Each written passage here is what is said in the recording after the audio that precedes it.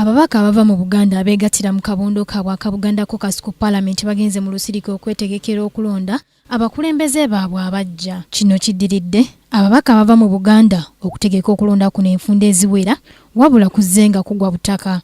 Okusinziira ku yali ssentebe wa kabondo kano Godfrey Kiwanda ategeezezza nga bwe bali abeetegefu okulonda abakulembeze abajja basobole okutambuza emirimu gy'ababaka abava mu Buganda. N'okusingira ddala tugenda kulaba ngeri ki gye tufunamu obukulembeze obujja. Ekyokubiri n'okulaba ngeri ki gye tusobola ate okulaba bitwakolako tusobola okubitwala mu maaso, biki bitwamaliriza, biki bitwetaaga kati okugenda nabyo mu maaso. N'obukulembeze bwange bwali bukuma mu Parliament ya 8 ya 9 eno Parliament ya 10. So we had a leadership vacuum.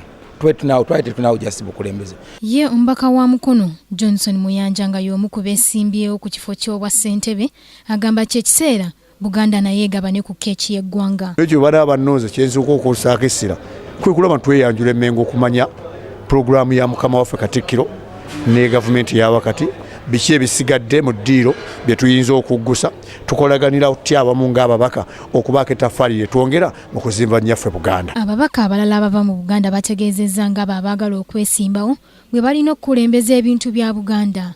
Tugenda okulonda abantu abagenda okulwanira obuyinza ku keeki ya Uganda yonna nga bava wano mu Buganda constituency yaffe neya Buganda. Abo bagenda okulwanira obuyinza. Ekyokubiri Caucus egenda kuba nsaale mu kulabanga eyambako ku bantu abatalina basirizi mu Buganda wano ebayamba okubazimbira ku masomero, okubakolera ku nzizi, okugamba kuleeta development mu Buganda. Bagala Caucus esalawo ku ki Buganda kyegenda okuba mu myaka 5 okuva kati. Kinajjukirwa gye buvuddeko ababaka ba Buganda abeegattira mu kabondo kano bazze balwanagana nga bawakanya obukulembeze bwe yali ssentebe Godfrey Kiwanda n'akakiiko ke bagamba nti kabadde keesuddeyo gwa Naggamba nga tegagoberera birulwa bya kabondo kano. Joanita Mbabazi, Kingdom TV, amalindirire.